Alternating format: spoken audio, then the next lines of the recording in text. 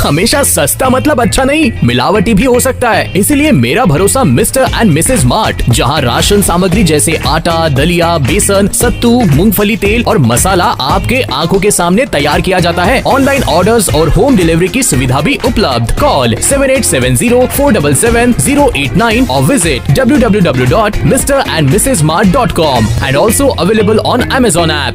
America से भारतीयों को वापस भेजने के विरोध में जनवादी संघर्ष मोर्चा मुजफ्फरपुर ने अमेरिकी राष्ट्रपति डोनाल्ड ट्रंप के खिलाफ प्रदर्शन किया। एमएलसी वंशीधर ब्रजवासी ने कहा, मोदी सरकार की विफल विदेशी नीति का परिणाम है कि अमेरिका से अमानवीय तरीके से भारतीयों को वापस भेजा जा रहा है। मौके पर मोहम्मद इश्तियाक, लखनलाल, निषाद, दीनबंधु, क्रांतिकारी सतीश पाठक, नवीन कुमार, फहद आजम, रमेश पासवान, नरेश सैनी, रंजीत रजक, विकास कुमार, विनय कुमार चुनू, मुनिंद्रा झा, राजा निषाद, कुंदन कुमार आदि उपस्थित थे। अमेरिका की दादागिरी, डोनाल्ड ट्रंप राष्ट्रपति बनने के साथ ही इन्होंने भारत के सैकड़ों प्रवासियों को अवैध बताकर और उन्हें सैन्य विमान पर लाद कर और भारत में इनको ला करके उतारा है।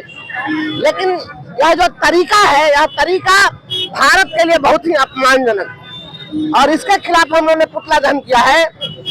यह प्रतिक्रिया है कि अब भारत को आप 18वीं सदी का भारत नहीं समझिए, यह 21वीं सदी का भारत है।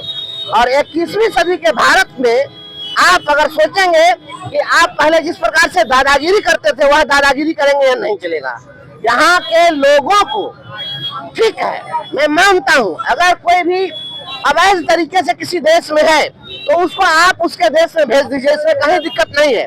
लेकिन यह तरीका कि आपने भारत के बेटों को उसके पैर में बेड़ियां पहनाकर और हाथ में हथकड़ियां पहनाकर और आप सेना के विमान से भेजने का काम किए हैं, यह भारत के लोगों का अपमान है, यह भारत का अपमान है। इसलिए हम लोग इसका प्रतिकार करते हैं और हम संयुक्त राष्ट्र संघ मानवाधिकार सुरक्षा परिषद से यह मांग करते हैं कि अमेरिकी सरकार पर कार्रवाई हो, अमेरिका पर कार्रवाई होनी चाहिए। यह मानवाधिकारों का हनन है।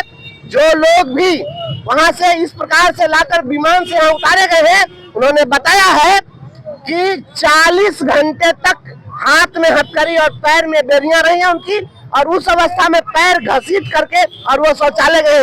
यह बताइए कितना बड़ा मानवाधिकार का हनन है। और भारत को इस समय आप आंख दिखाएंगे तो भारत बर्दाश्त नहीं करेगा।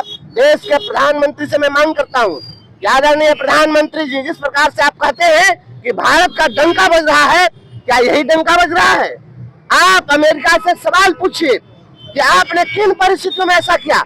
अगर ये अवैध प्रवासी थे तो आप एक मौका देते, भारत की सरकार को एक पत्र लिखते कि आपके इतने अप्रवासी यहाँ अवैध ढंग से रह रहे हैं, हम इसको आप अपने देश बुला लीजिए।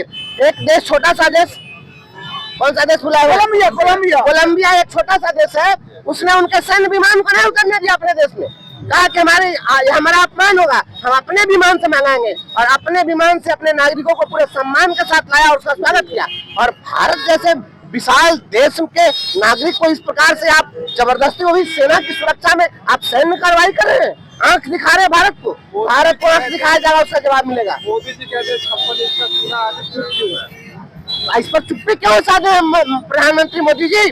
माननीय मोदी जी, आप भारत के 125 करोड़ देशवासियों का नेतृत्व करें, आप इतने कमजोर कैसे हो गए?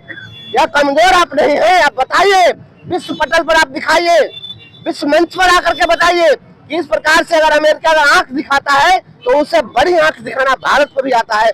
हम और कुछ हुआ नहीं हो, भारत एक बाजार है, विश्व दुनिया का सबसे बड़ा बाजार भारत है। और भारत अगर उनके प्रोडक्ट को खरीदना बंद कर दे तो इन लोगों का इलाज हो जाएगा, और आंख दिखाएंगे भारत को। आदरणीय प्रधानमंत्री जी, आप पूरे देश को के सम्मान को गिरने नहीं दीजिए। यह सवाल उठाइए, यूनाइटेड नेशन में सवाल उठना चाहिए और अमेरिका पर कार्रवाई होनी चाहिए। पूरे विश्व को साथ लाइए। इस प्रकार से दादागिरी किसी भी देश के नागरिक को, क्या आज तक कभी पूरे देश के इतिहास में कभी गुलाम देश में भी ऐसा हुआ क्या? यह हुआ है? या 21वीं सदी का भारत है? यह बहुत अपमानजनक है और भारत माता का अपमान